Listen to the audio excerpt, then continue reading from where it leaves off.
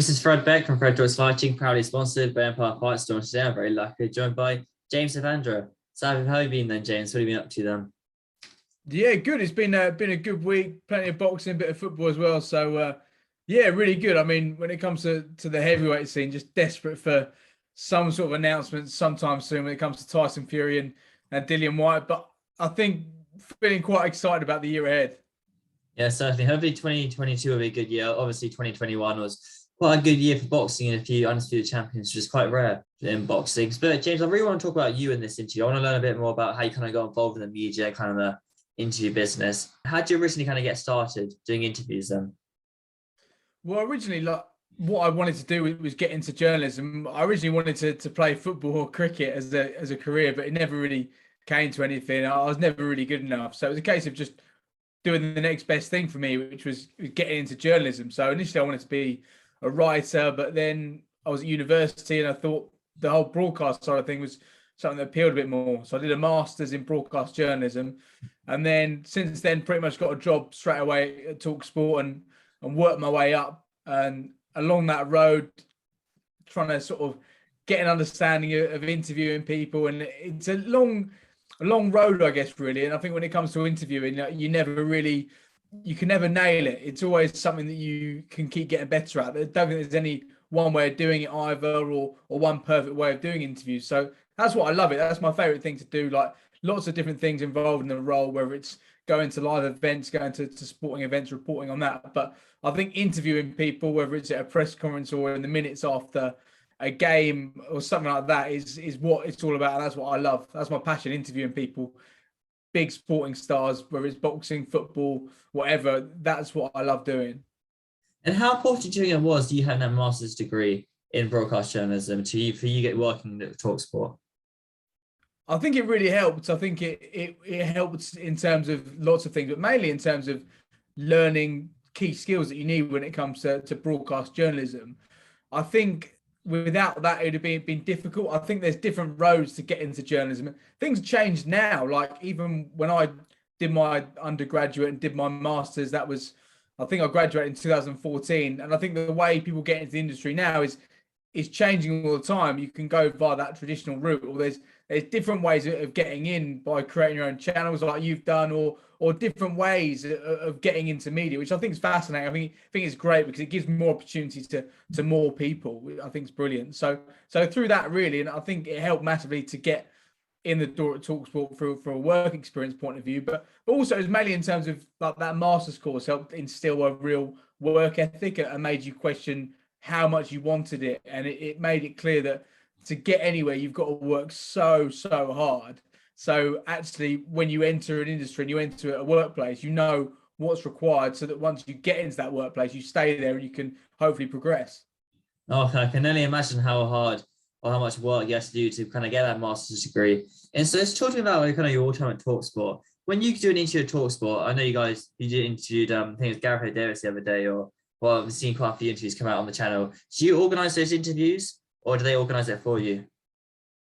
I think it depends. People like Gareth, you just get on the phone to Gareth and you chat with him. It's always such an education when you actually have a sit down chat with Gareth. He's a top man, and it depends. Like we've built up such a great contacts book in the last few years from being involved in boxing at Talksport, whether it's the rights we've had, the shows we've had. It means we do have a good roster of people that we can call upon. So a lot of them we set up ourselves, but then some of them come at stuff that's organised for us, whether it's for instance, yesterday, Chris Eubank Jr. announced a brand ambassador, a poker brand. So that's an opportunity where we got invited to speak to him. Or, as you know, the press conferences, the weigh-ins, the workouts, we then go and do things there. And that's what I love about boxing. I think everyone's so accessible. I think it's very different in different sports. And having had the benefit of working in football, I love football. But when it comes to boxing, I love it even more, I think, because of the access you get and the people you speak to and the way people are. People are such great people, always so generous with their time, as I'm sure you found already. And that's why I just love boxing. It's frustrating at times, that the politics around it, the waiting around for announcements and things. But it is, I honestly think, I go as far as saying I think it's the best sport in the world. Yeah, certainly. I mean, that's very true. I was speaking to another journalist about this I interviewed. And he was saying that he also does, he works in a bit of football, and he's very passionate about football, but it's very closed off media wise to football. Where boxing is it's quite open in a way. You can kind of interview, well, not anyone, but you can do a lot more people you can have boxing rather than you can have football. But you do a lot of interviews on Zoom and you do a few in person. Which do you prefer to do, on Zoom or in person? Much prefer it in person. Really? Because I think it's great when you're in a room with someone. I think you can really build more of a relationship with them when you're in the room with them. And also when it comes to Zoom, you're always worrying about your Wi-Fi connection. You're worrying about postman knocking on the door and disturbing the interview you're doing. So I think where possible, it's always great doing interviews in person. But saying that though, when you've got deadlines, when you've got people you want to speak to as soon as possible, Zoom is such a great outlet now because it's so great for being able to speak to people from across the world that you've never necessarily get to speak to. When you've got Zoom there now, it's such a great tool. And it means that in the past, it would take time to go and speak to someone and go and do an interview and get that line or get that story. Whereas now, a lot of people you pick up the phone to, you can speak to them, you can get that interview out within 20 minutes, not even that anymore. And then you can generate your own stories and get your own reactions to big stories. So it's brilliant to have Zoom, but I don't think you can beat the buzz of being at a press conference for a big fight and having that accessibility, speaking to people, getting a real feel for how they are. I think it's always, you want to be doing it in person where you can. Yeah, it's true. I mean, when you're doing on Zoom, it is a lot quicker. You know, say John Ryder, I used to see an example. Or was his fight got announced? So I immediately DM'd him saying, "Oh, he got 30 minutes for an interview on Zoom." And then he replied saying, "Yeah, that's good, mate. Can you do today at 8 p.m.?" And says, "Yeah, it's a lot quicker doing on Zoom rather than having to organize a time and a place to meet up and do the interview, and traveling there, traveling back." But before each interview, how much research you do on the person you're interviewing? Or does it completely depend on the person you're interviewing and the topics they're talking about? I think it depends. I think when you've got the Zoom interviews lined up, you do try and set aside quite a bit of time to work out what you're going to get. What are the big talking points in the world of boxing that you can get some sort of reactions to them from? So you almost try and get a list of all the talking points you want to have. I mean, one thing I still do now, even though I've been doing it for a long time, is I always write out a template for how I want to do an interview a lot of the time. And sometimes I'll go as far as pretty much writing word for word the question. But when I get to the interview itself, I never really look at that a lot of the time. I'll point down to it just to check I'm not missing any key bits. That's the main thing. I don't want to finish an interview, which happens sometimes, and you think I've missed an opportunity to ask them about the big thing I want to ask them about. So that's why I do that. And actually, it just helps me like have an idea in my head about how it's going to go. And at the very beginning, when you actually are quite nervous, apprehensive, and inexperienced, I find that really helped having that as something to lean back on. But as you do more and more, and especially in the last couple of years, as you're doing interviews 2, 3, 4 times a day, you get to a stage and the situation where you want to be in, where you've got the questions here in one hand, you've got them here, but actually what you're doing is you're listening to what that person's saying and you're reacting to them. And that's the best way. But it takes time, and it's something that it really does take time to be in a situation where you can do that, because you don't want to be in a situation where someone said anything or said something and you don't know what to say, you're tongue-tied. So that's great sometimes having those questions lined up, and when you need to, it's great to have them when you're under pressure. But the best way, I've always found the best interviews you get is when you ask someone something, you listen to what they say, and you almost ask them again and go a bit deeper, because I think you always get the best answer the second time around. That's so true. When you haven't got like a load of notes backing you up, you do find yourself really listening and then following up on what they said previous. Like when I first started doing interviews in September 2020, I had a full page of notes, full questions written out. I was only doing 2 a week, but now I'm doing 7, 8 interviews a week. And I've got college work as well. I don't have time to write out all the questions, and sometimes they don't turn up. You do kind of jot things down what you want to talk about, and depending on the person, say you've got a kind of guest on which has got a really deep history, you can talk about a lot of things, and maybe you'll write a few questions up, but then again, you don't have the time sometimes for a whole load of questions. But you must have interviewed thousands. How many people do you think you've interviewed in total then? Hundreds, thousands?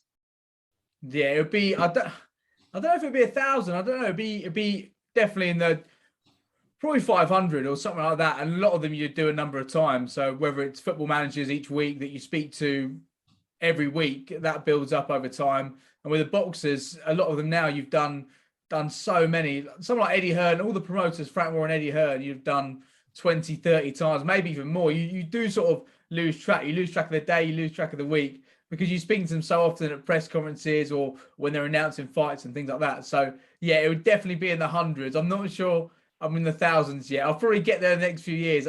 I try and keep all the interviews I have. That's one thing I'd recommend. And it's so great when you listen or watch an interview you've done before, and then you look at where you're at now and you look at the progress you make, or you look at mistakes you've made in the past. And even now, like there's times you do an interview and you'll be like, why did I word it that way? Or why did I ask it that way? And that's why I love it as well, because I think it's a great industry. It's a great skill to learn to interview, but also you never perfect it, and you're always learning and you're always watching other people as well. There's so many great people in the industry, especially in boxing as well, who do really great work, and they get really great interviews. They get great stuff. And sometimes you learn stuff, you pick up things from other people, and also in terms of the industry itself, it's a good industry because I think you can ask people for feedback, you can get tips off people. Everyone's willing to share their experiences, I've found in most occasions, which helps everyone, I think. Yeah, that's very true. You just said there some of the best interviewers in boxing. Who do you think the best interviewers in boxing are? Give me your top three then. No particular order. Who do you think the best ones are? Top three. Well, for me, one would have to be David Haye, and that's simply because I'm not a massive boxing historian. It's still a sport. I love the sport.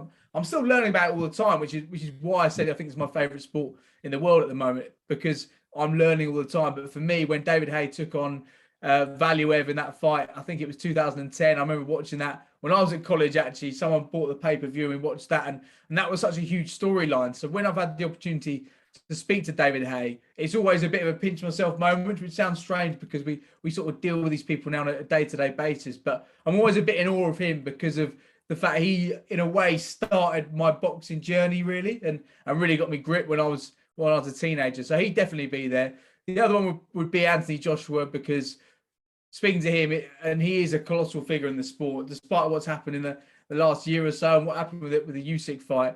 He's still such a huge figure in sport. And I think he really has helped drive boxing to another level and to an audience that wasn't perhaps there before. I think the heavyweight division was quite boring or stale from a British point of view anyway when it came to the world scene. So to have someone like that, I think he really has sent the sport on to a new level, which I think is brilliant for him. And hopefully he can keep the journey going over the next few years. He's got a huge rematch ahead of him in April, but hopefully from a British point of view, he wins that. And then it's difficult. Number three, it could be anyone. It could be someone like Derek Chisora, simply because you never know what you're going to get. He can be brilliant. He can be terrible, but it's always entertaining.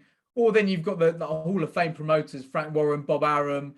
Eddie Hearn is always brilliant value. It's always great speaking to Eddie. So I think you'd have to have Eddie in the mix. But then even like Roy Jones Jr., when I spoke to him for the first time last year, that was amazing. You're always getting these great names coming across for fight weeks. And sometimes you rock up at a press conference, you see someone there, you go and grab them, and you're speaking to Lennox Lewis or someone like that. So there's so many great names. There's so many great names I still want to speak to. I've still never spoken to Tyson Fury. So that's my one big one. I want to speak to Tyson at some point. I think Tyson Fury was supposedly, Frank Warren sees out in March, but it should be announced soon though. And Derek Zora, he was at the TalkSport studios the other day, I think. It might have been yesterday when I see Michael Benson tweet about it. But do you kind of picture yourself in a few years' time kind of stepping onto the commentary team or kind of radio in the studio, or are you going to kind of stick to the interviews? I'm not sure really. I mean, for me, I do a lot of different things. So the football's a big part of what I do. So every weekend I tend to be at a game, reporting on a game for the radio, which is great, which I love doing that. With the boxing, we'll see how it goes. It's great being part of things at TalkSport because we've got big plans with the boxing. We've got our new boxing YouTube channel. So that's a real focus for us at the moment, trying to grow that and try and offer something a bit different as well. So we've got a weekly show called The Boxing Insider. So we try and answer a big talking point in boxing. So that's always good fun. So yeah, I love what I do now. The interviews, it is such a big part, and hosting that boxing show at the moment is brilliant. What that leads to, I'm not sure, but it's great to be working across radio and the YouTube side, because things change so much now. The industry is not what it was before, when it's either sort of you working in radio, you're working in TV, you're working on a newspaper, or you're working online. Everything seems to merge now, and you can get involved in loads of different things, which I think is great for people getting into the industry. It's great for people in the industry now that want to try and do different things. Yeah, it's very true. Now you can kind of go into everything. You start off on one thing, and you can develop the skill and move on to another thing, which is pretty cool to see. But James, thank you so much for your time. I'm sure we'll catch up soon. But where can people find you on social media, Instagram, Twitter, anything you want to shout out? No problem, Fred. Thanks for having me. So Twitter handle, James Savundra, so at James Savundra for that. And then also head over to the TalkSport Boxing YouTube channel, and we've got all our boxing interviews. We post them up there. So check it out. I'm not sure it's as good as your page yet, but we're getting there. We're enjoying the journey so far.